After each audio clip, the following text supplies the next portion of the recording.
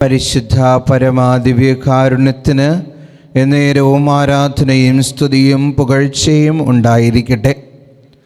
പരിശുദ്ധ അമ്മ ജ്ഞാനമുള്ളൊരു സ്ത്രീയായിരുന്നു.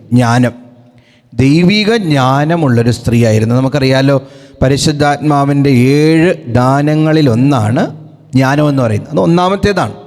ജ്ഞാനം, ബുദ്ധി, ആലോചന, ആത്മശക്തി, അറിവ്, ഭക്തി, ദൈവഭയം.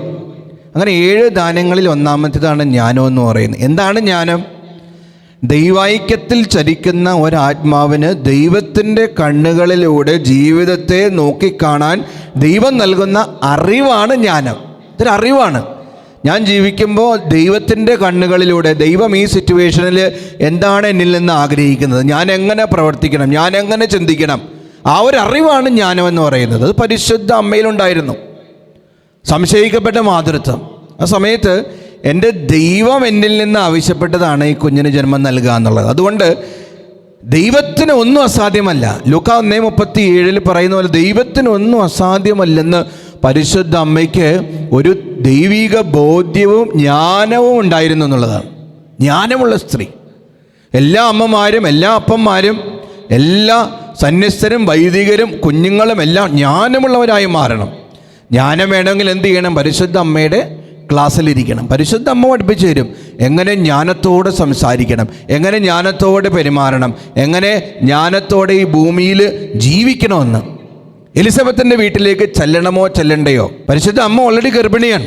യൂദായിൽ മലമ്പ്രദേശത്തോടുകൂടെ യാത്ര ചെയ്യണം. -ഡിഗ്രി ഊഷ്മാവാണ്. അങ്ങനെ യാത്ര ചെയ്ത്, തിടുക്കത്തിൽ യാത്ര ചെയ്ത് പരിശുദ്ധ അമ്മ എലിസബത്തിനെ സൂക്ഷിക്കാൻ ചെല്ലുകയാണ്. ഇതൊരു ജ്ഞാനമുള്ള ഒരു ചിന്തയായിട്ടാണ് ഞാൻ കണക്കാക്കുന്നത്. നിങ്ങളും എന്നോടൊപ്പം ചിന്തിക്കുമെന്ന് എനിക്കറിയാം. ഗർഭിണിയായൊരു സ്ത്രീ, ആദ്യമായിട്ട് ഗർഭിണിയായൊരു സ്ത്രീ ഇത്രയും ദൂരമൊക്കെ യാത്ര ചെയ്യുന്നത് അത്ര എളുപ്പമുള്ള കാര്യമല്ല. അതും കാലാവസ്ഥയൊന്നും അനുകൂലമല്ല, പ്രതികൂലമായിരുന്നിട്ടും പരിശുദ്ധ അമ്മ യാത്ര ചെയ്ത് വാർദ്ധക്യത്തിൽ ഗർഭിണിയായ എലിസബത്തിനെ ശുശ്രൂഷിക്കുകയും സഹായിക്കുകയും ചെയ്യാൻ ജ്ഞാനമുള്ള സ്ത്രീ.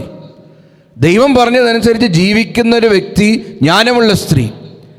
നമ്മളും ഇന്ന് പ്രാർത്ഥിക്കണം, ഈശോയെ ജ്ഞാനം തരണേ. ഈ ഭൂമിയിൽ ജീവിക്കുമ്പോൾ, തിന്മകളുടെ നടുവിൽ ജീവിക്കുമ്പോൾ വിശുദ്ധിയോടെ ജീവിക്കാനുള്ളൊരു ജ്ഞാനം നൽകണമേ. ദൈവഭയത്തിൽ ജീവിച്ച് ജ്ഞാനത്തോടെ ജീവിതം ഈ ഭൂമിയിൽ ജീവിച്ചു തീർക്കാൻ കൃപ നൽകണമേ എന്ന് നമുക്ക് പ്രത്യേകം പ്രാർത്ഥിക്കാം. ഇന്ന് മെസ്സേജ് ബോക്സിൽ പരിശുദ്ധ അമ്മയെ ദൈവിക ജ്ഞാനത്താൽ നിറയാൻ ഞങ്ങൾക്ക് വേണ്ടി പ്രാർത്ഥിക്കണമേ എന്ന് ടൈപ്പ് ചെയ്യുക. ദിവ്യകാരുണ്യനാഥൻ നിങ്ങളെ അനുഗ്രഹിക്കട്ടെ.